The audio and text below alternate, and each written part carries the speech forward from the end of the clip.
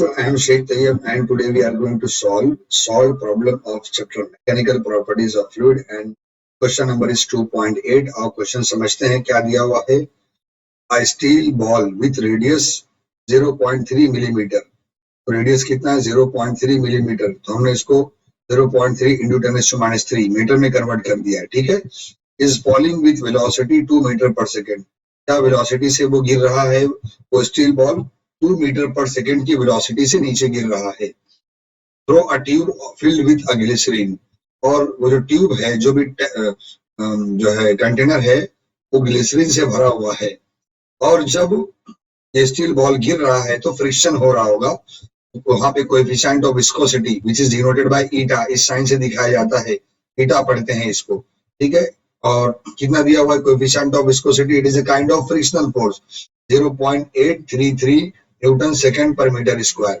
We have to determine the viscous force, यानी force कितना लग रहा है on the steel ball at that time. मैं इस क्वेश्चन को समझाने की कोशिश करता हूँ बच्चों. ये देखो, मान लो एक ट्यूब है, मतलब एक कंटेनर है.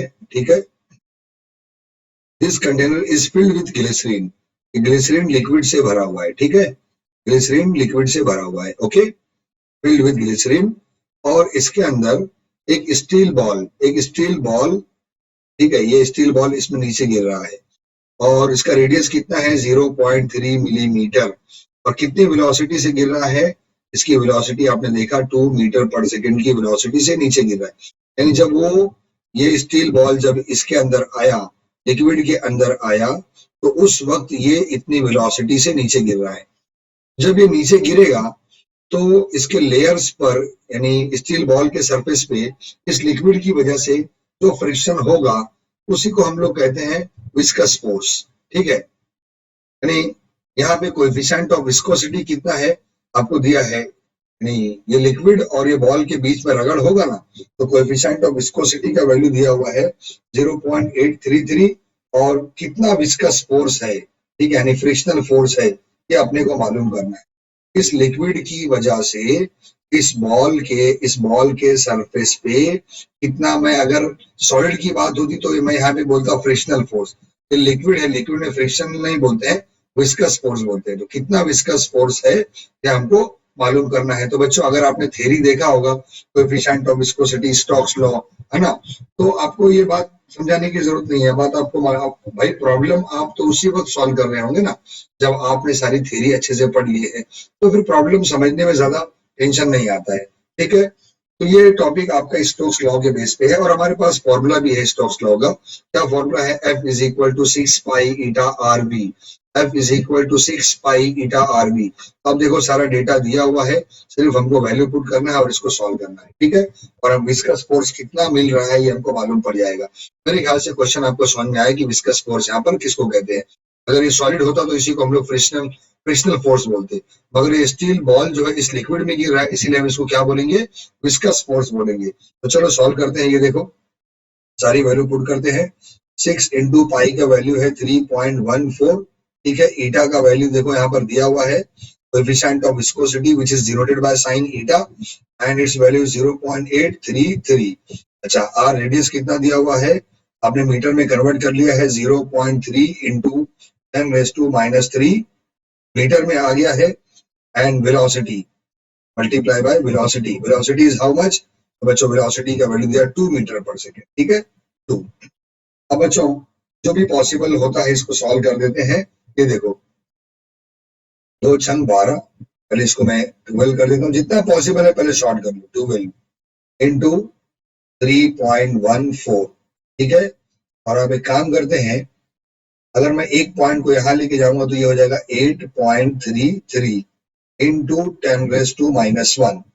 और 0.3 को एक काम कर दो 3 बना दो, 3 और एक 10⁻⁻1 और जनरेट होगा. और पहले से एक 10⁻³ यहाँ पर है. मैंने सिर्फ क्या किया, 6 दूनी 12 कर दिया. ठीक है. अब बच्चों देखो 12 तिया 36, 36, 12 3 जा 36, ये हो गया. And into 3.14. ठीक है. And into 8.33. और देखो 10⁻³ -4 -5, ये हो गया इंटू 10⁻⁻5. अब बच्चों देखो कुछ भी हो तो ये कैलकुलेशन बड़ा कैलकुलेशन है, इसमें लॉग यूज करना चाहिए। अब लॉग कैसे यूज करेंगे, log 36 plus log 3.14 and plus log 8.33, और ये पावर को जो है लॉग सिस्टम से बाहर रखो इनटू 10⁻⁻⁵। आप तीनों का लॉग देखो, देन तीनों का लॉग की जो वैल्यू आएगी इसको प्लस करो। प्लस करने के बाद आपको एंटी लॉग देखना है, जो भी वैल्यू आएगा उसका एंटी लॉग देखना है। और बच्चों एंटी लॉग देखने के बाद जो हमको वैल्यू आने वाली है वो वैल्यू क्या आएगी, मैं यहाँ पर डायरेक्ट में लिखता हूँ, आपको मिलने वाला है f इज इक्वल टू, ठीक है, ये हो जाएगा